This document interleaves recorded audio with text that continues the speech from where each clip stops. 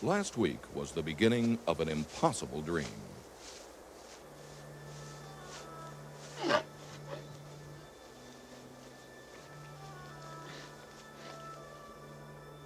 Naturalist Marty Stouffer was living in a remote part of the Rocky Mountains, studying and tracking wildlife. One winter day, a chance meeting changed his plans and his entire life.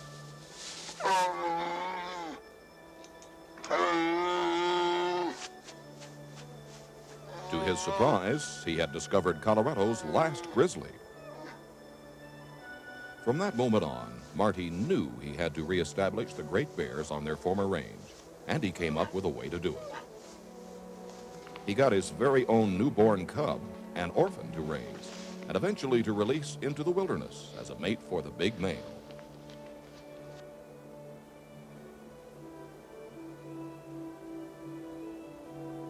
He named her Griz. It was love at first sight. Marty was the only mother the little grizzly cub would ever know. Together, they lived in a log cabin and explored the rugged country around it.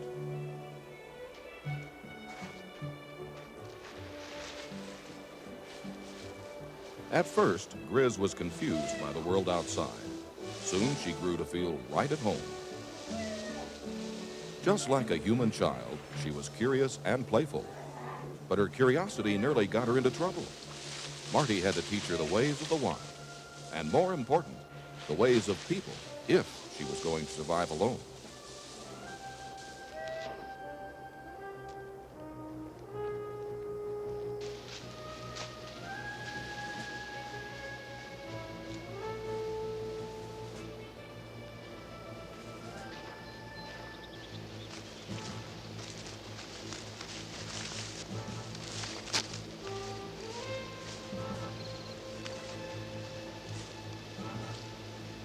As the season grew warmer, the pair moved into a lean-to in the high country.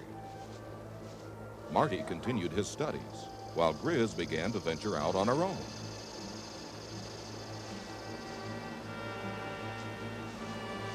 Marty's dream had seemed simple enough, but he had never counted on all the little things a grizzly bear needed to learn. Fortunately, Griz was a willing student. And as the months passed, she was becoming very self-reliant. This week, join Marty and Griz for the conclusion of their true story as she learns one last lesson, a sad but vital part of survival. See how the impossible dream just might come true for the man who loved bears. One day, the little cub wandered into serious danger. A mountain lion.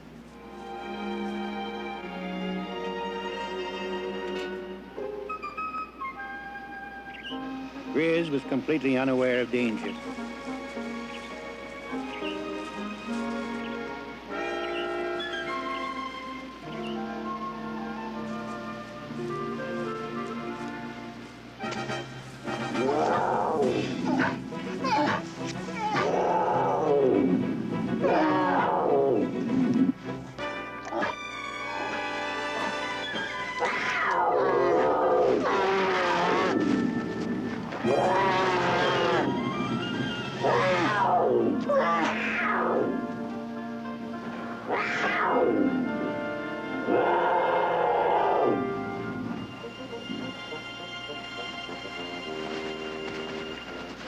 Griz had turned into a spunky little bear.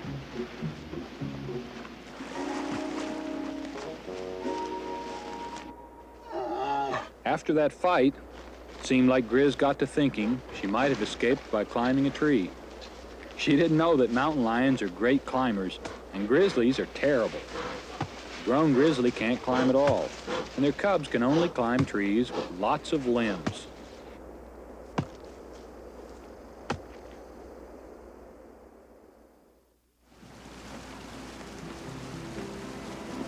Grizzly cubs are like human children. They love to explore creeks and streams. But I felt Griz should start to get serious about it.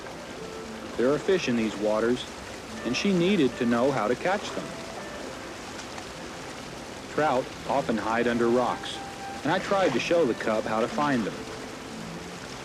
I didn't think she understood.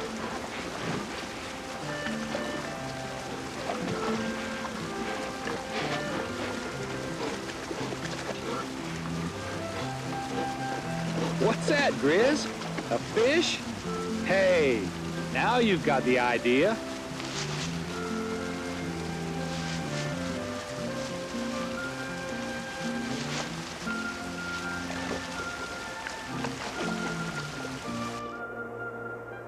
One of the best ways to get to know the geography of a wilderness area is to understand the creeks and streams.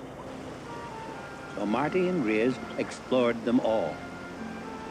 The wild creatures' waterways are highways, meeting places, and for some, they're homes.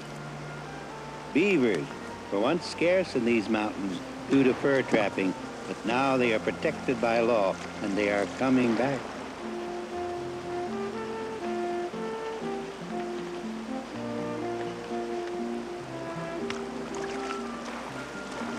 If Marty had any idea of making undisturbed observations, Griz quickly changed his mind. He was not a passive onlooker. He had to be a participant in the game of life.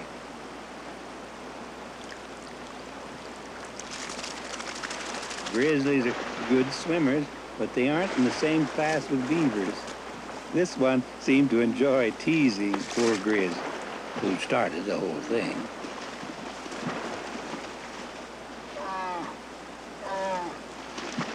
When the beaver had had enough, he just submerged and went into his house through an underwater entrance. It didn't take long for Griz to figure out where the beaver went, but she never did find a way to get in.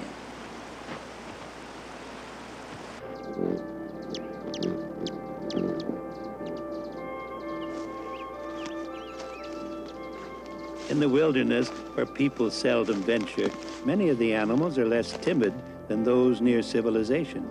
The trick to getting close to them, Marty says, is to remain very still.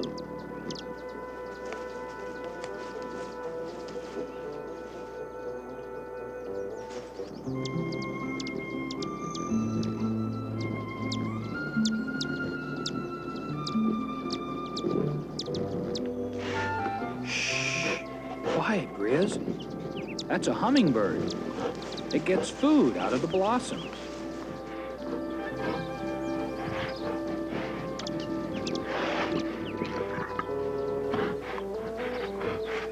Hey, stop! That's hummingbird food. You're supposed to look at it, not eat it. Grown bears are supposed to enjoy the beauty of flowers, but cubs think of two things only: food and fun.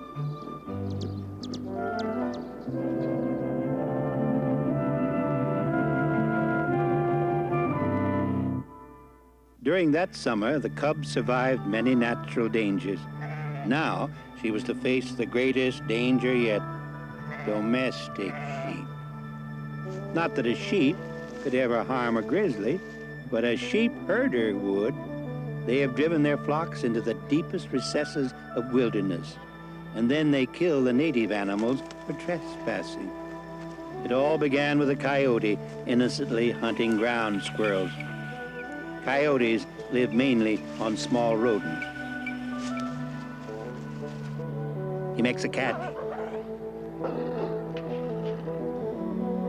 In many wilderness areas, the predatory animals, like coyotes and bears, have been systematically killed off. As a result, there's been a huge increase in the rodent population. Now they often do much damage.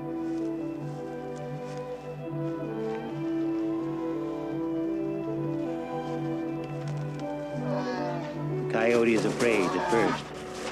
Then the wild dog relaxes and they play with a bit too much noise. Sheep herders all seem to hate coyotes, even though this one had never bothered the sheep.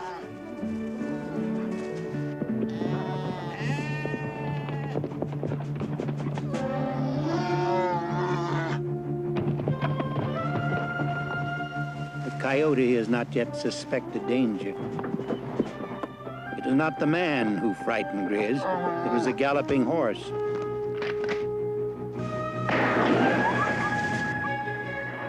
To Marty, the sound of the shot was like a nightmare. It was a sound of terror which had haunted Marty's mind for months.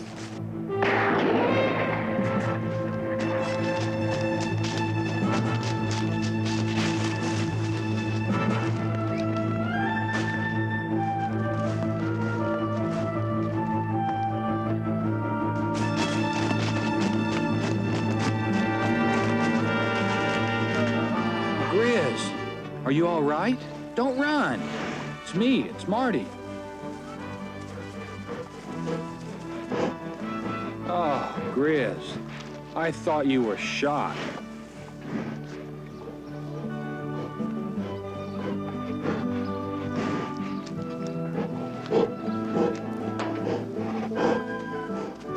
It isn't fair. His sheep don't have any more right to public lands than the wild animals do. Marty was mad. Some guys think owning a sheep or cow gives them a right to kill anything within miles of their animals. At any moment, a shot could ring out, killing his dream. Well, look at this. Must have been an old log cabin, once upon a time.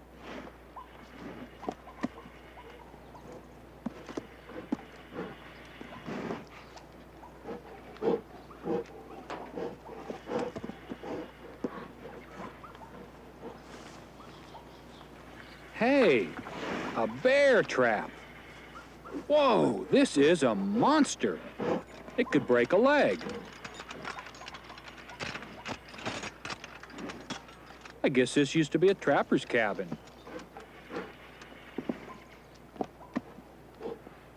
Aren't you glad he's not around now?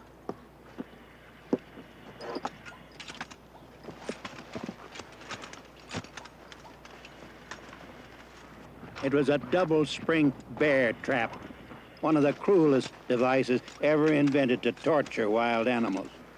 Marty took it as a souvenir of days long gone, he hoped.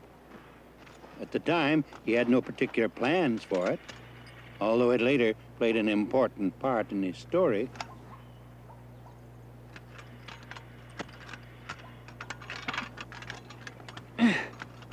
Oh, wow. It's all I can do to bend these springs.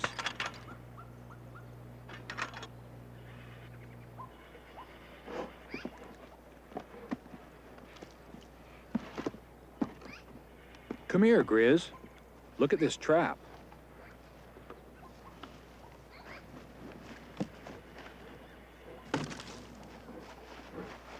Come here. Never put your foot in one of these things. Watch. Hey, don't worry, Griz. It'll never happen to you.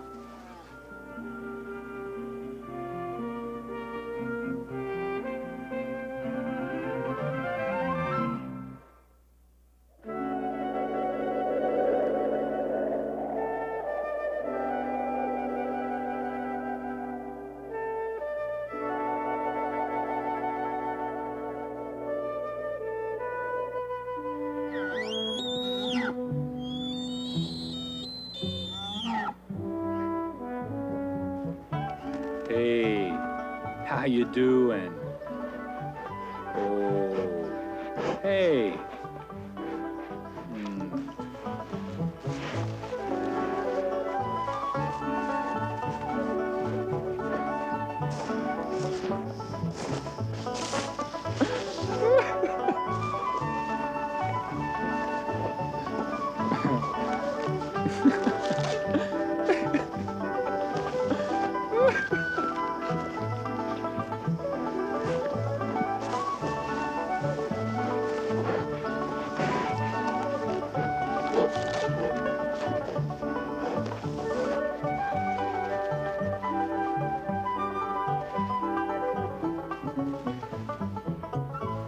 That fall, Marty spent more time than ever with Griz. His happiness was tinged with sadness. Soon they would part as she went to a den to sleep the winter through.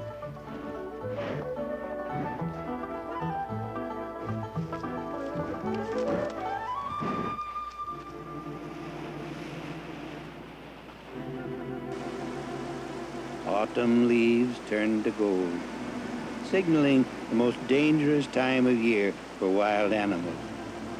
It is hunting season. And in the wilderness, a hunter came to satisfy some primitive feelings that he can enhance his manhood through killing and death.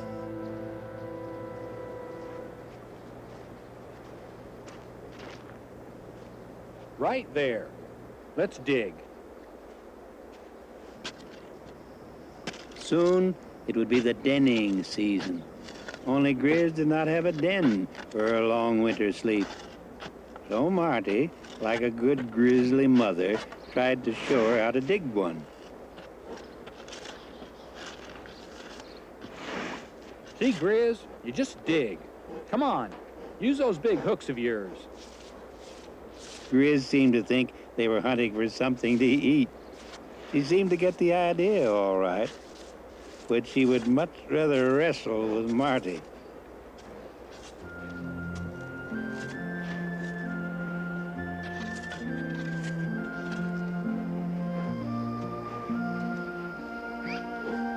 Without knowing why, Griz had been preparing herself for her long sleep. Her appetite was ravenous. She'd eaten almost anything that could remotely be considered food.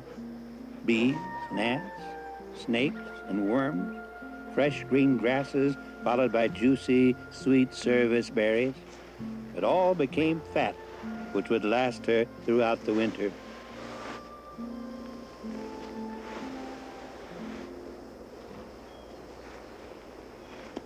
During the winter, the normal grizzly does not really hibernate. Bears sleep a long time, but it is a light sleep, and they may come out of their den several times. In hotter climates, they often do not den up at all in the winter months.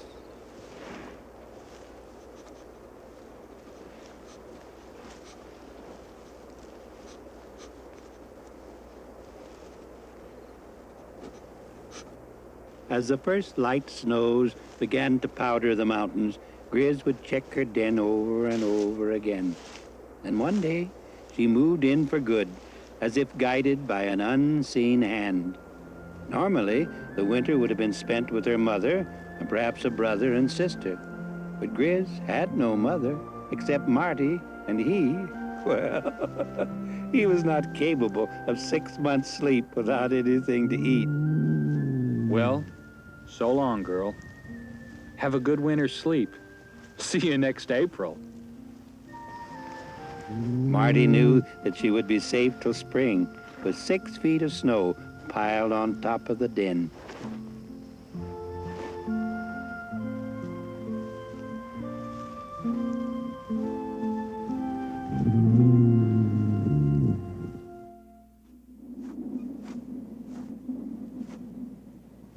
I spent a lot of time that winter with the bighorn. I wanted to study them while there were still some left.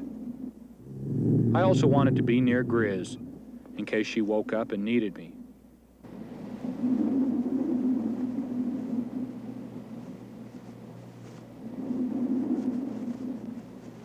It was mating season again for the bighorn, and I knew the big rams would be fighting over the females.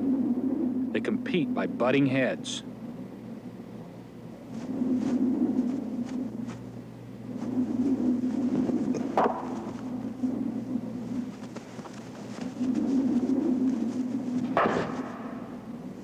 It wasn't easy to tell who had won, but they seemed to know.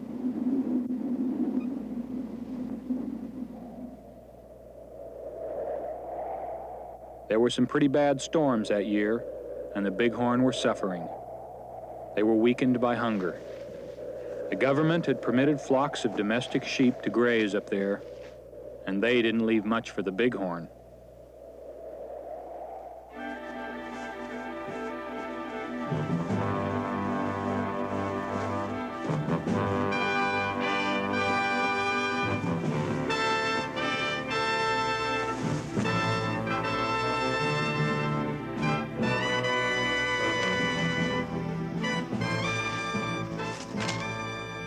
When I finally left the Bighorn country, I had to laugh at myself. Here I was, all roped up, and still worried about falling. And those critters would just walk out on the cliff as casual as you please.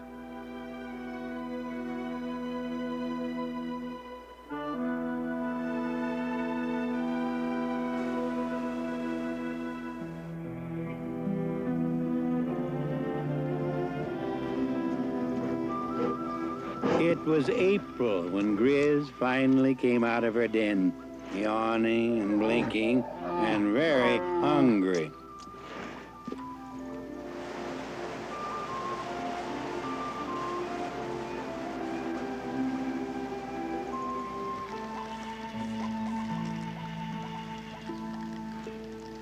I was afraid for Griz, and I don't mind saying so. She trusted people too much. Her love for humans would cause her death. I knew I had to make her fear, even hate, humans, although it meant she would also hate me. The bear trap was the answer. I heated it in the fire and let it cool real slow. That destroys the strength in the springs. I didn't want to break her leg, which is what the trap could have done. I couldn't bring myself to hurt her.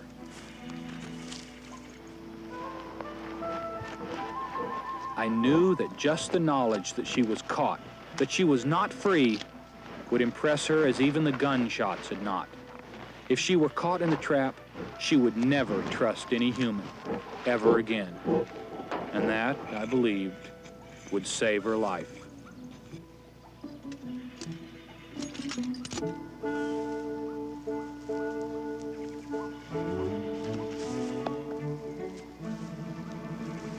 Here, Griz. Come to me. Atta girl. Hey, Griz. Come here. Come on. Come on. Come on.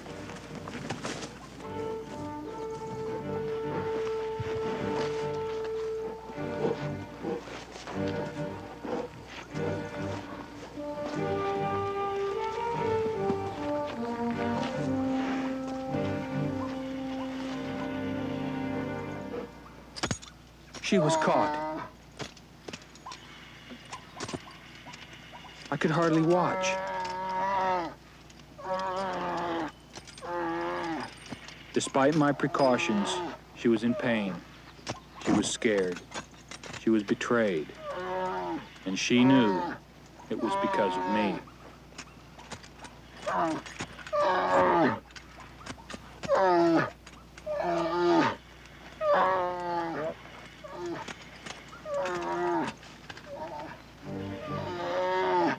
When she pulled free, I could see that she was not seriously injured. I was thankful for that. Then she walked away. Griz, come back! I didn't want to, Griz. I'm sorry. Goodbye, Griz. My feelings were totally mixed up.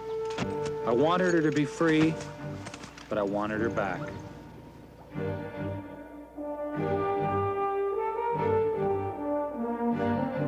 A year went by. Marty's work took him all over the Rocky Mountains and even up into Alaska. But the next spring, he was back at the cabin. You can bet that the thing topmost on his mind was Griz. He had asked around at the ranches. Nobody seemed to have heard of any bears up here. His secret was safe anyway, but he had to know more. Was she all right? Did she stay in this area?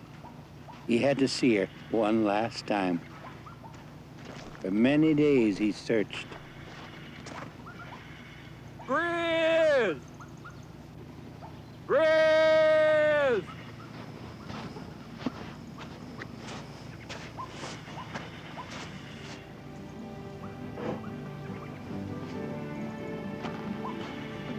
Griz? Hey, Griz. Griz, it's me, Marty. Griz recognized Marty. There was no doubt about that. She seemed to want to go to him. Then she seemed to remember the trap. Marty understood. It was as he had planned. She was a wild bear now.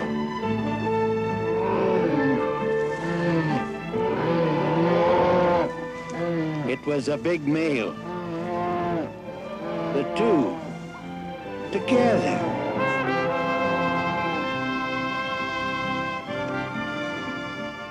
Marty was filled with joy. His dream was becoming a reality. The next step was baby grizzlies.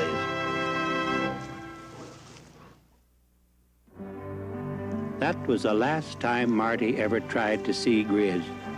He thinks she's still up there with her cubs. Will they survive? Of course they will, if man will let them. For man has the power to destroy everything. Perhaps man cannot change, but he can come to understand that in true wilderness is the key to our own life. He may know that to love wildlife is to love all life, including his own. He may comprehend that there is in each of us a little of the man who loved bears.